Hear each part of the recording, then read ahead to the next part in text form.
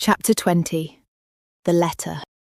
19th hour, 26th day, 4th month, 807, post-Heavenfall. A couple of weeks had passed, and the issues with Argent Holdings had still not fully resolved. According to the local gazette, the bank's lattice of spell crystals responsible for directing the teleportation of coins was exploited and left severely compromised. Experts were still working to repair and replace them, while investigations into the party responsible were still ongoing. Although none of the faculty sentinels were ordered to leave for Langdra to assist, its impact was still felt throughout the halls. Some had been cut off from their funds and were forced to either borrow, find additional work, or change banks. For Ariya, her family wrote to be patient for a return to normalcy, to which she obliged.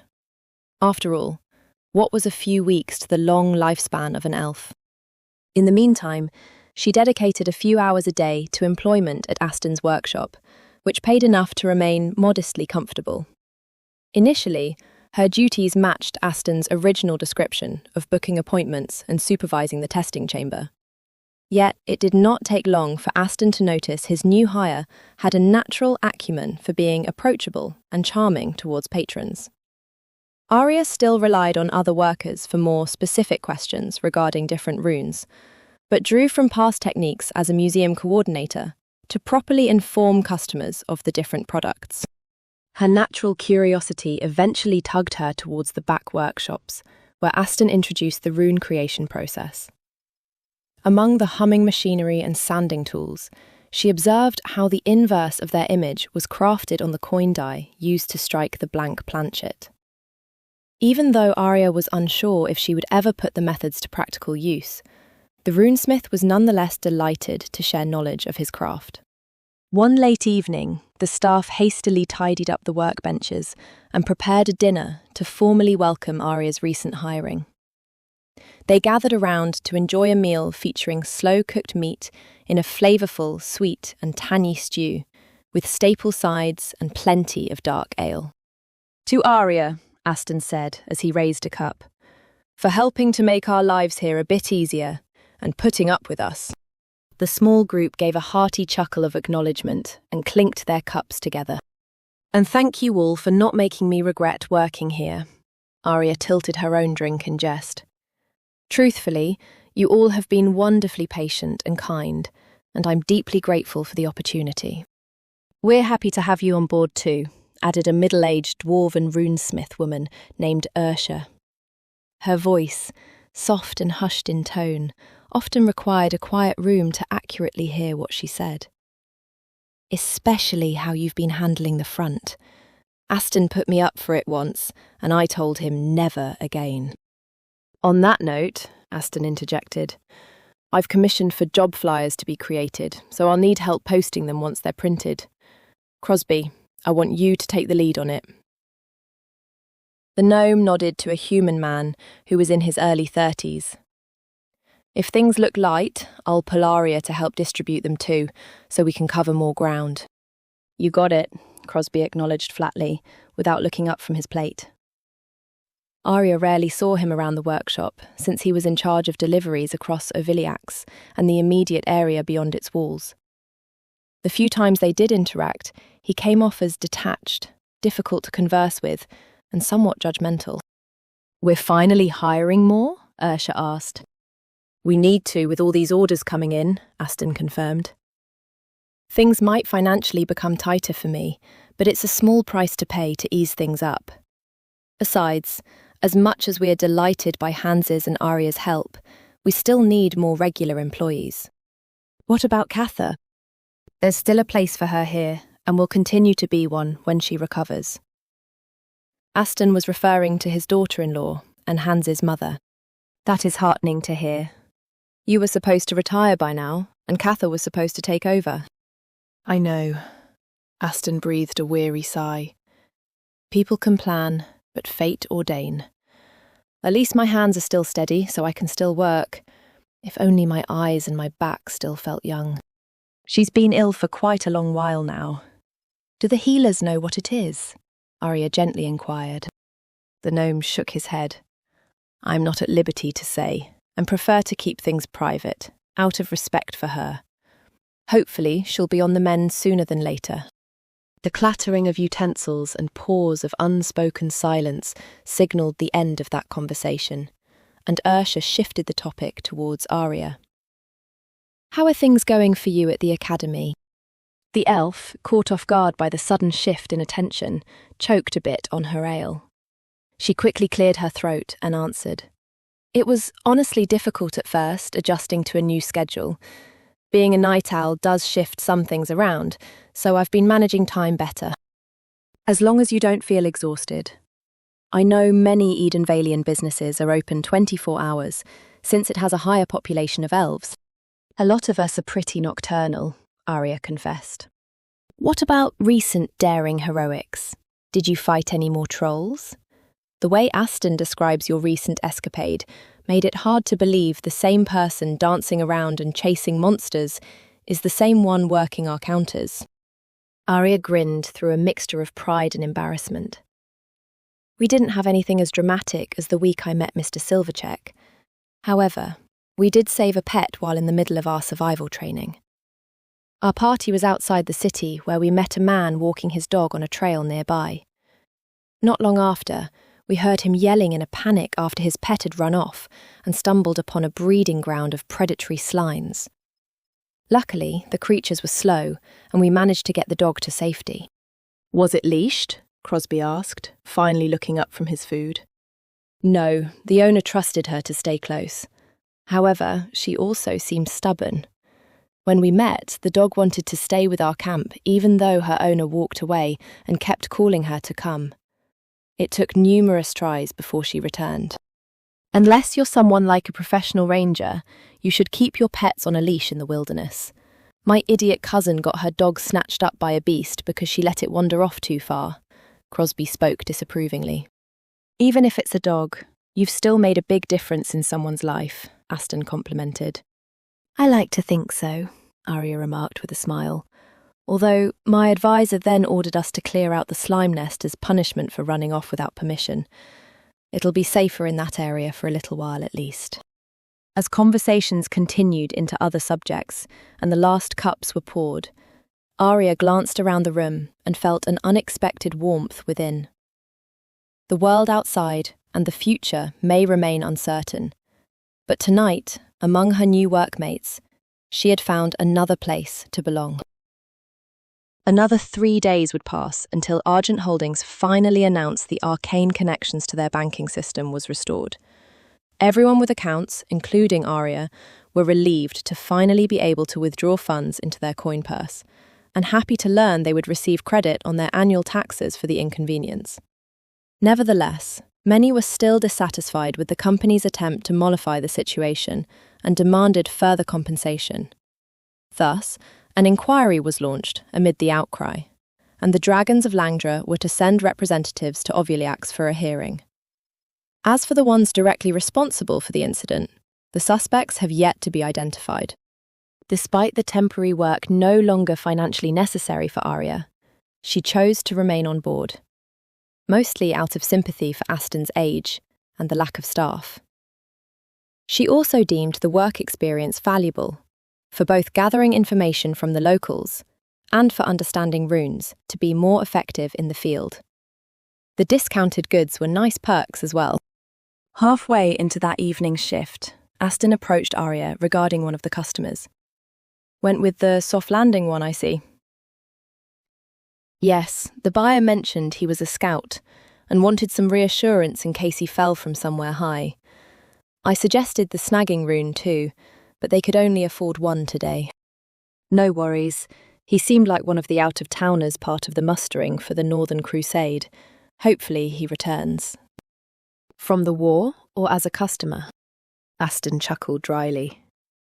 "I was thinking as a customer, but yes, I do hope he also returns from the war too. Either way, I have something to ask of you." Ariya wondered what it could be, since Aston had been in the workshop all day. "There's been a malfunction with one of the machines, so I'm waiting on an engineer to come and repair it. I can take over the counter so you can head home early. Your exams are also right around the corner, so I want you to study." "Are you sure?" I could open the door for the repairman while you take the day off instead. Aston shook his head. I have to point out what's wrong with the equipment, and it's unfortunately a bit complex. There is a caveat to your early release, though. The elderly gnome motioned her to follow him into the workshop and pointed to 6 small boxes wrapped in paper on a side table. Would you mind making a few deliveries? Crosby was supposed to take these, but it looks like they slipped his mind. Ariya picked up one of the parcels and immediately recognised it as the same ones containing runes behind the counter. The addresses for the intended destinations were clearly inscribed upon the wrapping paper. Yes, I can do that, she obliged. Nearly a couple of hours passed, and there were a total of 3 deliveries to be made along the Skytram routes. The first and second were uneventful drop-offs, with the customers hastily accepting the packages and making little conversation besides a quick thank you. The last stop, however, was met with a chill of foreboding, as her eyes locked with the facade of the building she stood in front of. Ariya triple-checked the address and was dismayed to confirm it was the watch house where Coley was incarcerated and died.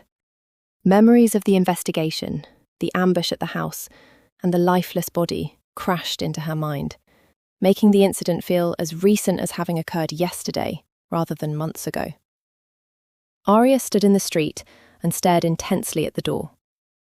It was as if a great beast gazed back, where the windows were its eyes and the entryway its jaws. She understood the feeling was irrational, but couldn't will herself to budge from the spot. She questioned if it truly was her recollection of events that tormented her, or was there some insidious aura that emanated from the watchhouse itself? The elf remained motionless, without breathing, until the door suddenly opened and 2 wardens walked out with bags in hand. Their faces were a combination of the weariness from a long day mixed with the delightful conversations of finally going home. The sight snapped Ariya out of her fugue, and she tightened her grip around the knapsack containing the parcels. Her resolve grew, pushing the apprehension into retreat as she headed towards the building. The interior matched exactly what she remembered, with the exception of it being somewhat quieter as the wardens began the evening shift. As soon as she stepped through the threshold, a human man behind a cluttered desk called her over.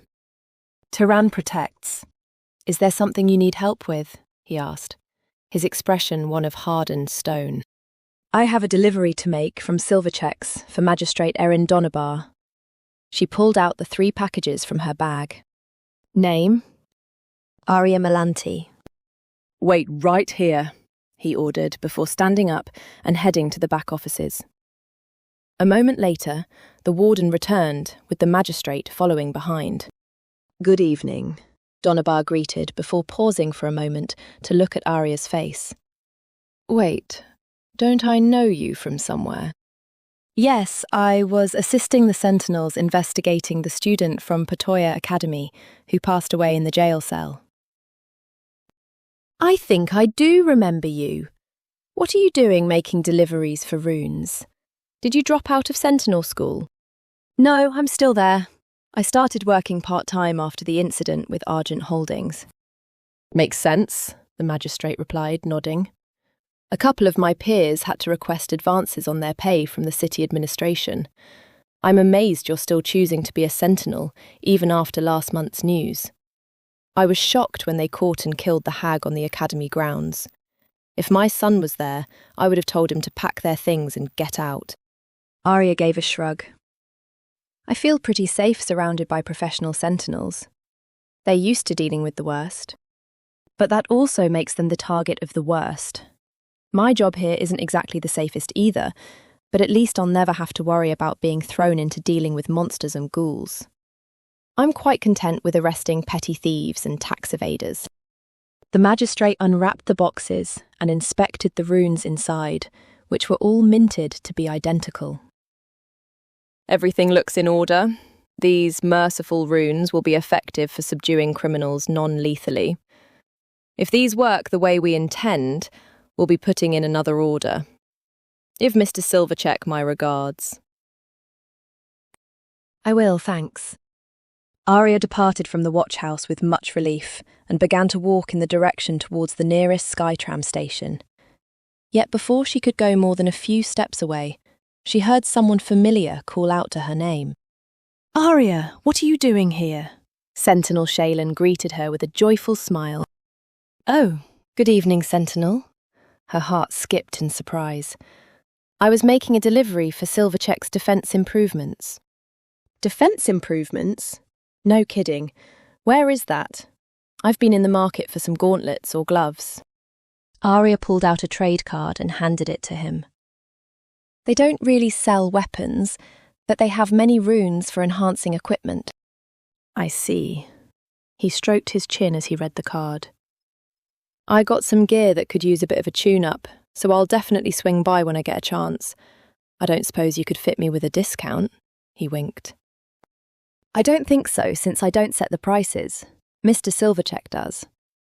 Also, it would not be professionally appropriate between a fully fledged Sentinel and one in training, she replied flatly.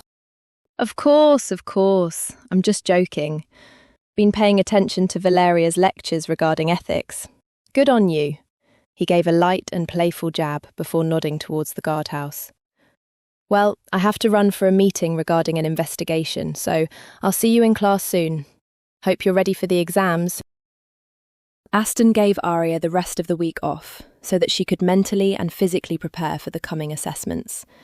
It was time well needed to review reading material and drilled at both the gymnasium and target ranges. She and her fellow peers also trained Zaran to help him return to normal strength and bring him up to date with lessons missed. As encouraging as their coaching was, the rifleman still struggled to regain his previous self and felt the process was more of an uphill climb rather than a quick transformation. His movement lacked the previous levels of fluidity and precision, while the knowledge missed had forced him to focus on topics he was more comfortable with while sacrificing others. Despite much uncertainty, Zaran faced the exams with determination and hoped for the faculty's leniency towards his recent affliction. In defensive dueling, Sentinel Shaylin had conjured a large and complex obstacle course that tested their athletic endurance, dexterity, and martial prowess. Each candidate took turns running through the gauntlet of various challenges, which included having to dodge moving pins, hop across small platforms, swing across bars, and battle wooden constructs. Ariya's nimbleness and quick thinking allowed her to pass through the course with little trouble, save for some close calls against the automated mannequins towards the end. Barnov and Kai stumbled on the more acrobatic portions, but were able to brute force through the rest of it. Zaran, meanwhile, had the opposite problem, yet did well enough to pass. Urban infiltration took place in a warehouse off campus and had the candidates be randomly split into two asymmetrical teams. One side had to protect an object and create security policies from the other, which consisted of secret infiltrators embedded among them. Ariya was selected as one of the members of the latter, to which she used her skills in deception to gain the trust of her opponents and misdirect them. Her light fingers also made it easy to steal keys and hand them off to her undercover allies, who successfully captured the object. History of team tactics proved to be the most difficult, with Father Gama surprising his students with a simulation scenario rather than a written exam. The candidates were split into 3 factions, with Ariya's group role-playing as the prefecture wardens, while another acted as the sentinels, and the third party represented the Olgarthan paladins. All of them shared the same goal of locating and capturing, or killing, a historical figure based on the fallen exemplar of Olgartha, Valemir Thornvale. Similar to what occurred 400 years ago, the different teams had various pieces of information that could lead to his location in a remote part of the commandery. However, each group also received secondary objectives, which added a layer of conflict between them. To make matters more complicated, each team was separated into different rooms and could only communicate through a single messenger. Despite the collaborative efforts leading to a successful strike on the correct location, Ariya's team was unable to save their hypothetical spy, resulting in a partial failure of their secondary objective. Marksmanship involved hunting in the woods outside the city, using whatever ranged weapon the candidates preferred. Each one was to partner with another and be judged on a combination of how fast they could track and kill game, as well as how exotic their mark was. Ariya worked alongside Oriana for the first time, and found their differences in proficiencies were surprisingly complementary. Ariya's encyclopedic knowledge of the surrounding terrain and wildlife put them on a general direction towards hunting their chosen target, an emerald turkey. Although neither of them were masters of tracking, Oriana came up with a clever idea of using her bardic spells to mimic the mating call of the animals. The method proved fruitful, as a turkey eventually appeared in sight, and Ariya was able to take a clean shot with her crossbow. At the exam's conclusion, Sentinel Dane announced the hunted meat would be generously donated to various city kitchens, and that the winning team belonged to 2 candidates who encountered an electric boar. As the class applauded in congratulations, they all noticed how singed and frazzled the victors looked. Ariya ultimately felt content with the scored results of her assessments, and it gave her the reassurance she was following the right career progression. She boasted to Aston regarding the results, who, in return, praised her in a grandfatherly way. The rest of the evening of Ariya's return to Silverchecks continued as usual, with the staff tinkering in the workshop and the customers trying the products in the testing chamber. Regardless of the increased traffic of consecutive appointments, the mood remained relaxed and in elated spirits. Ariya conversed with the clients and was amazed that all the ones that day were from out of town as part of the mustering. Many were Olgarthan from more distant prefectures, while one was from the free cities of Parsano to the southwest.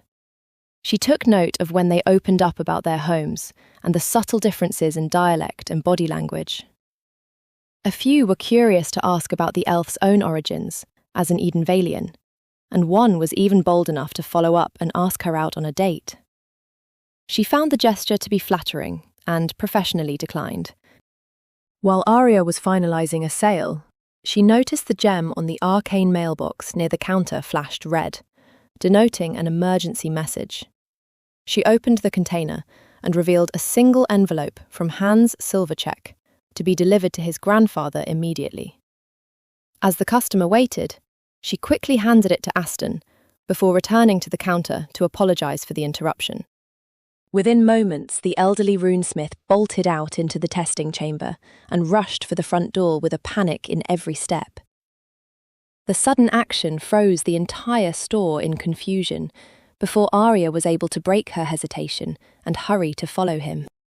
As she reached the streets, her senses immediately noticed a small, circular crowd had gathered not too far from the shop. Their eyes all stared at Aston's body, who was sprawled on the pavement around them. "What happened?" Ariya shrieked at the onlookers as she ran to the scene. "I don't know, he bumped into me and fell over," spoke a man among them. As she leaned closer to help him up, Ariya was startled to see him visibly and audibly sobbing. At first, she thought it was due to the fall, but the words she could make out from his voice revealed a different cause. "Cather! Cather, someone help my girl! Cather!" Aston repeated over and over. Ariya tried her best to pull him to his feet, but he refused to budge despite his small stature as a gnome. Thankfully, the other employees caught up to her and were able to assist in lifting Aston up off the ground. She immediately noticed the letter remained on the pavement where he once lay, and gingerly picked it up as if it could be hot to the touch. As soon as she read the short phrase on the paper, a swell of tragic emotions erupted from within. "Grandpa, Mum is dead."